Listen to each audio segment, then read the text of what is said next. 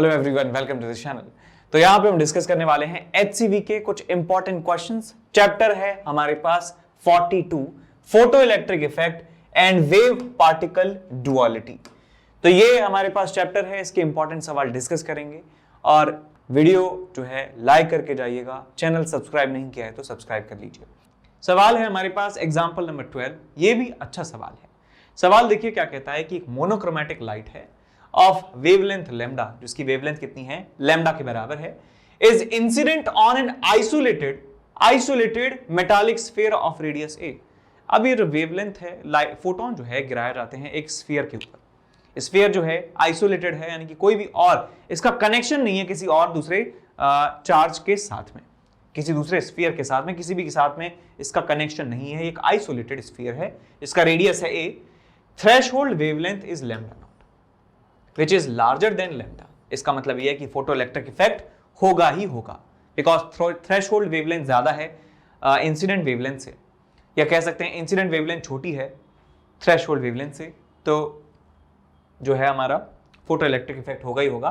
तो number of photo electrons emitted before the emission of photo electrons will stop.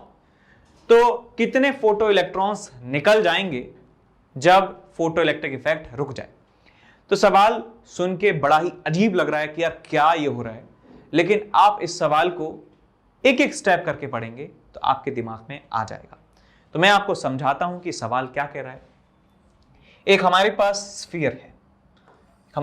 Sphere है और ये sphere जो है ये न्यूट्रल है, कोई भी इसके ऊपर चार्ज अभी है नहीं, इसका रेडियस जो है ए के बराबर है। जब देखिए यहां पे गिराई जाएगी लाइट, गिराई जाएगी या फोटॉन्स यहां पे गिराए जाएंगे, और फोटोन का जो वेवलेंथ है lambda is less than lambda naught, तो फोटो इलेक्ट्रिक इफेक्ट होगा। फोटो इलेक्ट्रिक इफेक्ट क्या होता है कि इलेक्ट्रॉन्स यहां से निकलना स्टार्ट कर देते हैं। तो इलेक्ट्रॉन जब यहां से निकलेंगे बेटा, इलेक्ट्रॉन यहां से निकलेंगे तो ये वाला जो बॉडी है ये पॉजिटिवली चार्ज हो जाएगा। ये क्या हो जाएगा, पॉजिटिवली चार्ज ये बॉडी होने वाली है, पॉजिटिवली चार्ज ये बॉडी होने वाली है। समझ गए?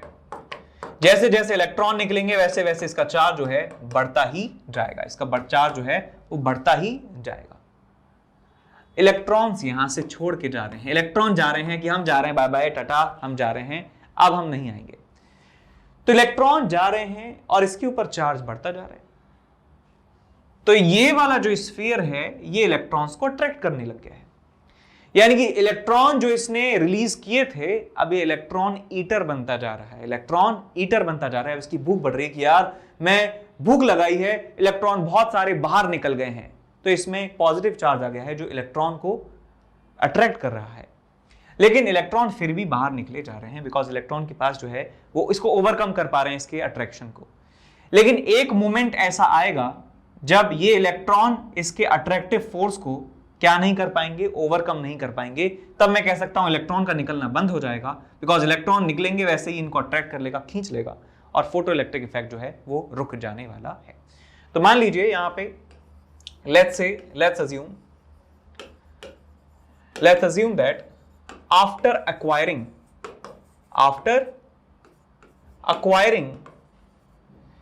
Q naught charge, photoelectric effect stops।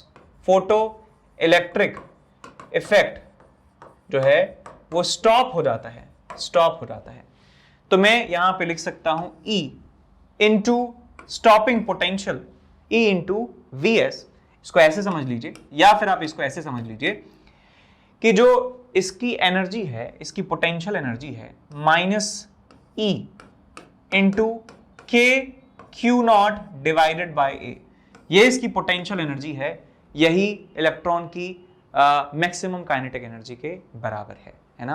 यानी कि इलेक्ट्रॉन जो है इस पोटेंशियल एनर्जी को गेन करके वो रुक जा रहे हैं, ये रुक जा रहे हैं। -E into Q naught by A plus जो इलेक्ट्रॉन की जो मैक्सिमम काइनेटिक एनर्जी है, काइनेटिक एनर्जी मैक्सिमम, वो किसके बराबर हो जा रही है, 0 के बराबर हो जा रही है, बिकॉज जस्ट इलेक्ट्रॉन रुक जा रहे हैं।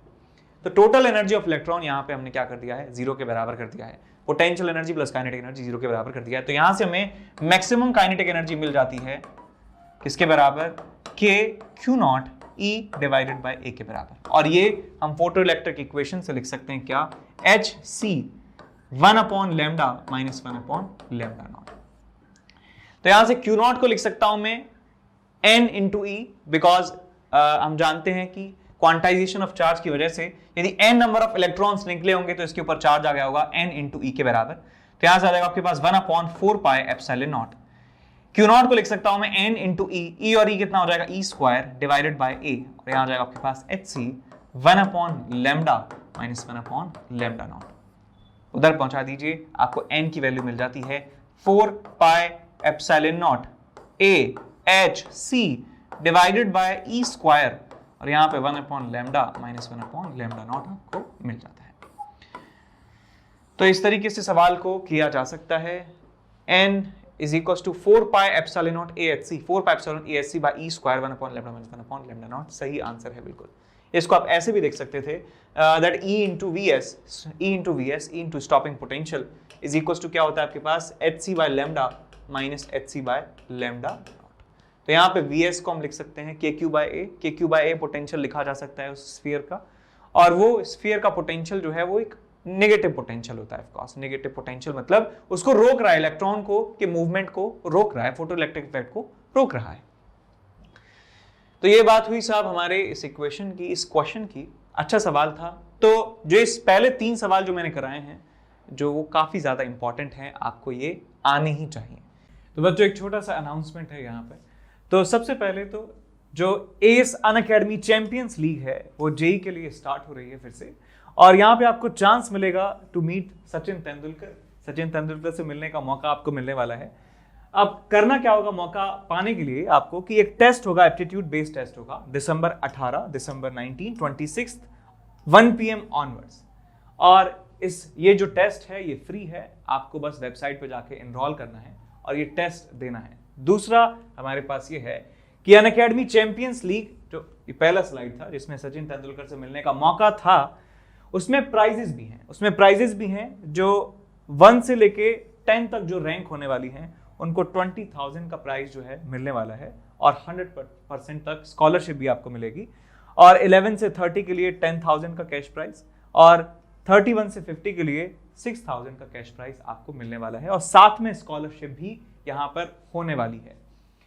और यहाँ पर आप देख चुके हैं कि जो रैंक फर्स्ट है उसके लिए 1 लाख का प्राइज है, और यहाँ पे ये ग्रुप स्टेज के लिए था, है ना, ये ग्रुप स्टेज के लिए था, ये फाइनल्स के लिए है। ये सारे जो हैं प्राइजेस आपको यहाँ पे मिल सकते हैं। तो एप्टीट्यूड टेस्ट के लिए आपको करना है, डेट्स कौन कौन सी हैं, 18, 19, 26 और 1 बजे जो है दोपहर में आपको ये टेस्ट मिलने वाला है। उसके बाद बात करते हैं यहाँ पे कि IIT-JEE के लिए मेगा कॉम्बैट होने वाला है 19 दिसंबर को, ज्यादा दूर नहीं है, 11 AM को ये होने वाला है। क्लास 11th, 12th और 13 के लिए 60 मिनट का पेपर होगा, और उसमें सिर्फ और सिर्फ 21 क्वेश्चंस आपको मिलने वाले हैं। ठीक है, तो लगभग जो है 3 मिनट से थोड़ा सा कम जो है टाइम आपको मिलेगा, जो सफिशिएंट है सवालों को करने के लिए। और 500 जो लकी पार्टिसिपेंट्स होंगे उनको जो है प्राइज मिल सकते हैं, मैकबुक एयर, आईपैड, सैमसंग का एक फोन, और JBL के हेडफोन्स और Amazon के वाउचर्स। उसके बाद हमारा अगला अनाउंसमेंट है कि क्लास 11th का जो है बूट कैंप जो है लग रहा है, और जो बच्चे IIT-JEE 2023 को जो है टारगेट कर रहे हैं उनके लिए होने वाला है। और 12th मूविंग स्टूडेंट्स हैं, और उनमें होगा क्या कि क्लास 11th का जो है वो रिवीजन आपको करवाया जाएगा, और एग्जाम कैसे अटेम्प्ट करना है वो स्ट्रेटेजी आपको यहाँ पे समझाई जाने वाली है, और मोटिवेशनल सेशन जो है वो यहाँ पर होंगे। उसके बाद हमारा अगला अनाउंसमेंट है कि ये जो डे 1 पे जो क्लासेस आपको होने वाली हैं वो यहाँ पे शेड्यूल आपको दिखाया हुआ है कि 9 से 11, 9 से 10, स्क्रीनशॉट ले सकते हैं आप इसका। देखिए ये जो है सारी क्लासेस और आपकी जो टॉप टीचर्स हैं वो यहाँ पे जो है मेंशन है। उसके बाद कुछ बैचेस की अनाउंसमेंट है, तो यहाँ पे देख सकते हैं कि 15 दिसंबर को बैच स्टार्ट हो रहा है। स्ट्राइकर बैच है जो JEE मेन 2020 के एस्पिरेंट्स हैं उनके लिए, JEE मेन और एडवांस दोनों के लिए यहाँ पे रैपिड रिवीजन 2.0 जो है बैच स्टार्ट हो रहा है। और यहाँ पे हमारे पास स्टार्ट हो रहा है excellence batch for class 11th for JEE main and advance 2023। जो बच्चे एग्जाम देंगे, अपना अटेम्प्ट देंगे 2023 में, उनके लिए ये बैच जो है स्टार्ट हो रहा है। यहाँ पे जो है सारे जो टॉप टीचर्स हैं वो आपको पढ़ाने वाले हैं, और बैच स्टार्ट होगा 15 दिसंबर को। तो आप जो है अपने मोबाइल में रिमाइंडर भर लीजिए, 15 दिसंबर को बैच स्टार्ट हो रहा है। यदि आप और आपका या कोई जानने वाला जो है वो 2023 में जेई फोड़ना चाहते हैं तो आप ये बैच ज्वाइन जरूर कीजिए, ठीक है। तो यहाँ पे आप देख सकते हैं कि क्या क्या यहाँ पे होने वाला है बैच के साथ, ठीक है। इसके बाद आगे चलते हैं, सवाल नंबर 3 है हमारे पास एक्सरसाइज का। एक एटम है वो एब्जॉर्ब करता है photon of wavelength 500 nanometre. 500 nanometre का एक फोटोन जो है वो एब्जॉर्ब करता है और इमिट करता है दूसरा फोटोन ऑफ वेवलेंथ 700 नैनोमीटर, इतना रिलीज कर देता है। तो बताइए कि नेट एनर्जी उसने एब्जॉर्ब कितनी करी है एटम ने इस पूरे प्रोसेस में। तो यहां पे मैं लिख सकता हूं कि एनर्जी जो उसने एब्जॉर्ब की है, एब्जॉर्ब माइनस एब्जॉर्ब, जो एनर्जी जो उसने रिलीज की है, ये हमारे पास टोटल नेट एनर्जी है जो उसने एब्जॉर्ब की है। तो एब्जॉर्प्शन की एनर्जी को लिख सकता हूं मैं 12400 डिवाइडेड बाय 5000 एंगस्ट्रॉम, ठीक है। 5000 एंगस्ट्रॉम, ये इलेक्ट्रॉन वोल्ट में एनर्जी मिलती है आपको, माइनस ऑफ 12400 डिवाइडेड बाय कितना है आपके पास, ये 7000 आ जाता है। इसको आप सॉल्व कर लीजिए, इलेक्ट्रॉन वोल्ट में आपको आंसर मिलेगा और मल्टीप्लाई कर देंगे तो 1.6 इंटू 10⁻19 से, तो आपको जूल में आंसर मिल जाता है। तो ये जो आंसर है आपको मिल जाएगा जूल में, वही पूछा गया है आपसे कि कितना नेट एनर्जी इसने एब्जॉर्ब किया है। क्वेश्चन नंबर 4 की बात करते हैं कि calculate the number of photons emitted per second. Number of photons emitted per second, emitted per second, एक सेकेंड में कितने फोटॉन्स इमिट हो रहे हैं by a 10 watt sodium vapour lamp. Sodium lamp जो है 10 वॉट का है, उसके द्वारा assume that 60% of the consumed energy is converted into light. यानी 10 वॉट जो कह रहे हैं ना हमारे पास जो लैंप है, उसका 60% जो है कंज्यूम हो जाता है लाइट बनाने में, यानी 40% वेस्ट चला जाता है। इसका मतलब जो इफेक्टिव पावर रही इसकी, जो नेट पावर रही, वो रही आपकी, इसका 60% ले लीजिए, कितना आ जाएगा, 6 वॉट के बराबर। तो बेसिकली 6 वॉट का बल्ब है, बल्ब जो है 6 वॉट का जो है लाइट एनर्जी रिलीज करता है, और जो वेवलेंथ है लाइट की जो सोडियम बल्ब से निकल रही है वो 590 नैनोमीटर के बराबर है। तो आपको बताना है कि कितने फोटॉन्स निकल रहे होंगे। तो मान लीजिए नंबर ऑफ फोटॉन्स जो निकलते हैं वो n के बराबर है, टोटल फोटॉन्स जो निकल रहे हैं वो n के बराबर हैं, और उन n फोटॉन्स की जो टोटल एनर्जी कितनी हो जाएगी, NHc बाय लैम्डा के बराबर। NHc बाय लैम्डा ये हमारे पास है टोटल एनर्जी, ये हमारे पास है टोटल एनर्जी, टोटल एनर्जी। अब मान लीजिए मैं इसमें डिवाइड कर देता हूं टाइम से, डेल्टा टी से, यहां भी कर देता हूं डेल्टा टी से, तो ये बन जाएगा हमारे पास number of photo electrons in 1 second, number of photons per second हो जाएगा, ये number of photons per unit time, number of photons per second, और ये आ जाएगा आपके पास एवरेज पावर। तो यहां से आपको मिल जाएगा n, स्मॉल n इसको कह देता हूं मैं, Hc by lambda is equals to power जो हमारे पास है, तो n की वैल्यू मिल जाती है P upon Hc by lambda. तो ये फॉर्मूला याद भी कर सकते हैं, P upon Hc by lambda, power upon Hc by lambda is equals to number of photons per second. तो पावर है हमारे पास 6 वॉट की, Hc बाय लैम्डा की वैल्यू जो है उसे लिख देंगे 12400 divided by lambda in angstrom 5900, और ये इलेक्ट्रॉन वोल्ट में आपको एनर्जी मिलने वाली है, तो उसको जूल में कन्वर्ट करने के लिए 1.6 इंटू 10⁻19 से मल्टीप्लाई कर देंगे। आप चाहें तो Hc की वैल्यू डायरेक्ट लिख सकते हैं, H की वैल्यू है 6.6 इंटू 10⁻34, C की वैल्यू है हमारे पास किसके बराबर, 3 इंटू 10⁸ के बराबर। तो आंसर आपको मिल जाएगा यहाँ पे। इसके बाद क्वेश्चन नंबर 6 की तरफ चलते हैं। एक पैरेलल बीम है मोनोक्रोमेटिक लाइट का, जिसकी वेवलेंथ है 663 nanometre, is incident on a totally reflecting plane mirror.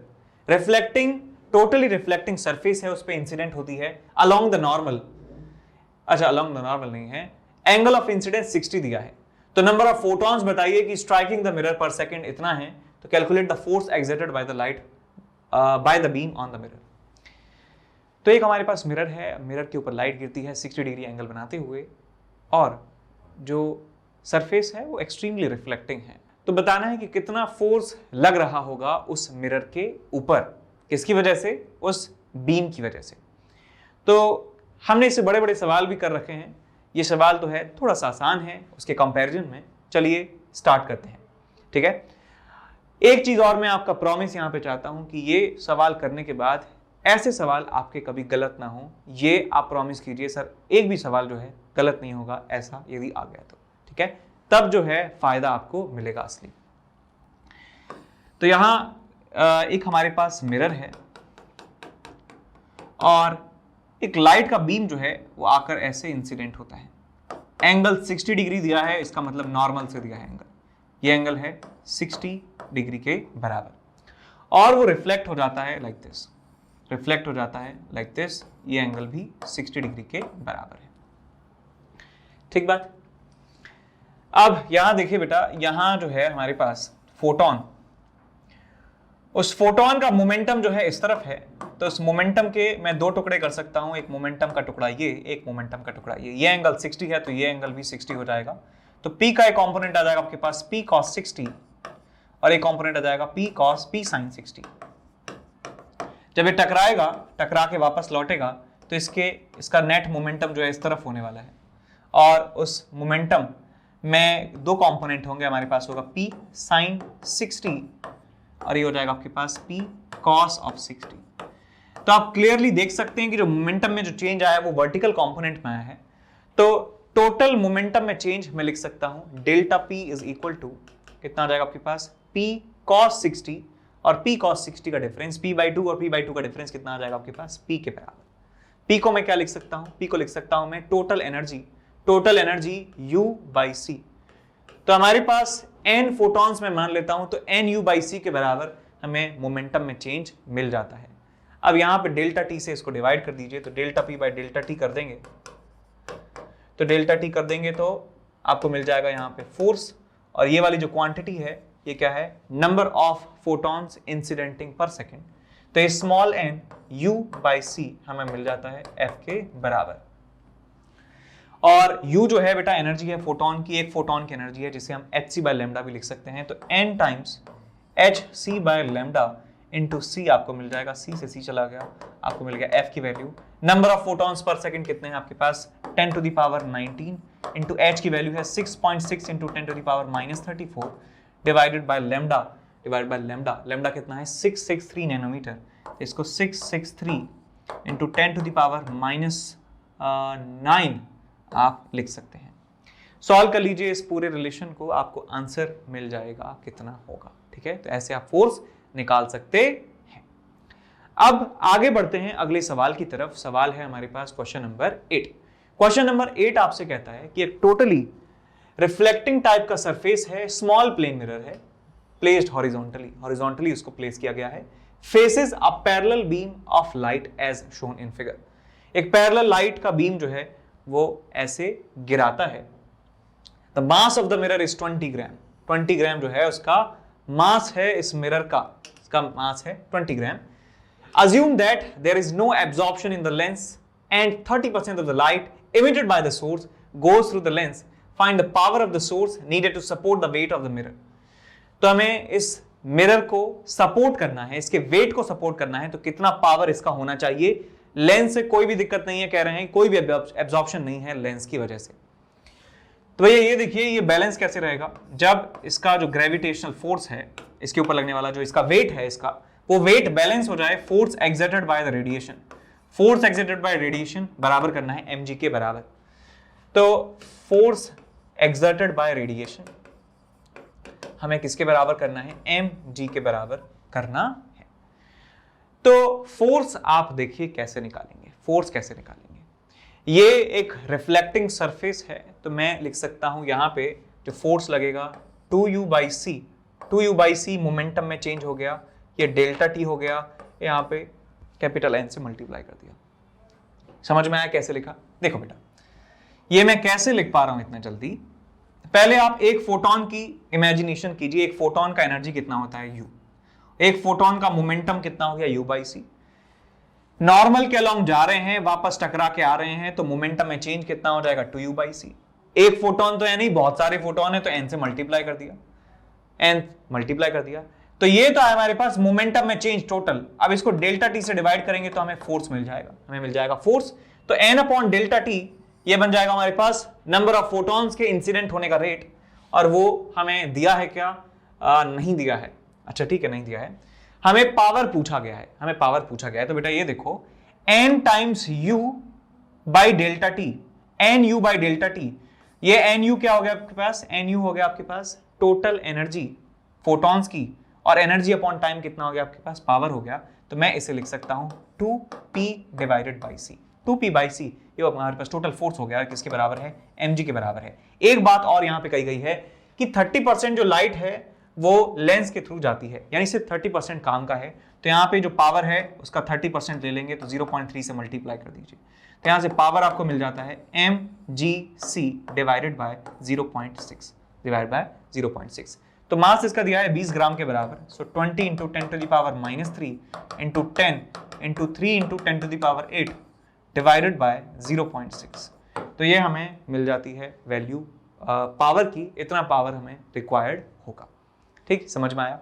इसके बाद आगे चलते हैं सवाल नंबर 9 की तरफ, जिसमें दिया है कि एक 100 वॉट का बल्ब है, एक कितना बल्ब है, 100 वॉट का बल्ब हमारे पास दिया हुआ है, is placed at the center of a spherical chamber of radius 20 centimetre. एक स्फेरिकल चैम्बर में उसके सेंटर पर रख दिया जाता है।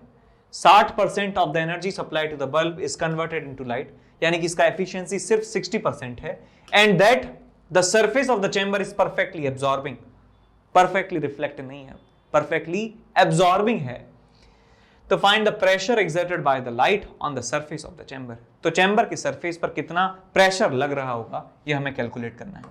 तो यहां पे मैं एक चैम्बर बना देता हूं, यहां पे बना दिया हमने एक चैम्बर, चैम्बर स्फेरिकल है और परफेक्टली एब्जॉर्बिंग है, परफेक्टली एब्जॉर्बिंग है। यहां सेंटर पर रख दिया है हमने एक सोर्स जो 60% एफिशिएंसी के साथ एनर्जी को इमिट करता है। तो जो पावर है इसका वो कितना हो गया बेटा, 100 वॉट का है, 60% एफिशिएंसी है, तो 60 वॉट का हमारे लिए ये लाइट हुआ। जो लाइट का पावर है वो 60 वॉट है। अब पावर जा रही है, यहां टकरा रही है, तो टकराने के बाद फुली एब्जॉर्ब हो जा रही है। तो मैं मोमेंटम में यदि चेंज की बात करूं तो मोमेंटम में चेंज हमें मिलता है u बाई सी के बराबर। मोमेंटम में चेंज है एक फोटोन का, एक फोटोन तो है नहीं, बहुत सारे फोटॉन्स हैं, तो यहां पे n से मल्टीप्लाई कर दिया, n u by C is total momentum में change of all the photons. अब यहां पे मैं कर देता हूं इसको डिवाइड कर देता हूं मैं किससे, डेल्टा टी से डिवाइड कर देता हूं, तो मुझे फोर्स पता चल जाएगा। तो यहां पे मैंने डेल्टा टी से इसको डिवाइड किया तो मुझे फोर्स पता चल चुका है, और फोर्स अपॉन यदि मैं एरिया कर देता हूं तो मुझे प्रेशर मिल जाएगा। तो यहां पे एरिया से भी डिवाइड कर दीजिए कि एरिया कितना है, 4 पाई आर स्क्वायर के बराबर एरिया है। तो ये हमारे पास मिल चुका है प्रेशर की वैल्यू मिल चुकी है। अब हम पावर को कैसे घुसाएं, हमारे पास तो पावर दी हुई है। पावर को घुसाने के लिए पावर होता है हमारे पास एनर्जी पर यूनिट टाइम। तो एनर्जी कितनी है बेटा आपके पास, NU, और डिवाइड बाय डेल्टा टी कर देंगे तो हमारे पास ये पावर मिल जाएगा। So power upon C into 4 pi r square, ये हमारे पास प्रेशर मिल जाता है। तो पावर है 60 वॉट के बराबर, C की वैल्यू है 3 इंटू 10 टू द पावर 8 के बराबर, और यहाँ जाएगा आपके पास 4 पाई इंटू रेडियस का स्क्वायर। रेडियस का स्क्वायर कितना है हमारे पास, 20 सेंटीमीटर का स्क्वायर, विच इज 0.04। तो आप इसको सॉल्व करेंगे तो आपको प्रेशर की वैल्यू पता चल जाती है, प्रेशर की वैल्यू पता चल जाती है। ठीक, अब आगे बढ़ते हैं अगले सवाल की तरफ। हमारे पास एक स्फीयर है जिसका रेडियस है 1 सेंटीमीटर के बराबर। स्फीयर का radius 1 centimetre is placed in the path of a parallel beam of light of large aperture. The intensity of the light is 0.5 watt per centimeter square. If the sphere completely absorbs the radiation falling on it, find the force exerted by the light beam on the sphere. तो beam के ऊपर beam की वजह से जितना भी force इसके ऊपर लगेगा वो हमें कैलकुलेट करना है। ऐसा सवाल हम कर चुके हैं ऑलरेडी, लेकिन वहां पे जो सरफेस था वो परफेक्टली रिफ्लेक्टिंग था, यहां पर रिफ्लेक्टिंग सरफेस नहीं है। तो ये जो सवाल है मैं आपके लिए छोड़ रहा हूं। यदि आपने उस सवाल को समझा है तो आप मुझे बताइए करके कि इसका आंसर कितना होना चाहिए। आप देखिए वीडियोस में जो एग्जाम्पल नंबर जो है इसी स्लाइड में मिल जाएगा आपको। एग्जाम्पल नंबर हमारे पास है 12 नहीं, एग्जाम्पल नंबर 7। एग्जाम्पल नंबर 7 जिस भी वीडियो में है उससे आप एग्जाम्पल देखिए और एग्जाम्पल 7 की तरह आप इसको सॉल्व कीजिए। वहां पे परफेक्टली रिफ्लेक्टिंग था सरफेस, यहाँ पे कंप्लीटली एब्जॉर्बिंग है। ठीक है, ये आपके लिए होमवर्क रहा। कमेंट में लिख के बताइएगा कि आपने यदि कर लिया है तो, और यदि आप नहीं कर पा रहे हैं तो आप मुझे कमेंट सेक्शन में लिख के बताइए कि भाई कैसे सर इसको बताइए कैसे होगा दोबारा से। ठीक है, तो कमेंट सेक्शन जो है बेसिकली आप एक जरिया बना लीजिए मेरे से तक बात करने का। आप मुझे कमेंट सेक्शन में लिख सकते हैं जो भी आपको फील हो। ठीक है, तो इस वीडियो को लाइक करिएगा, शेयर करिएगा। Thank you so much for watching. Bye bye. Take care.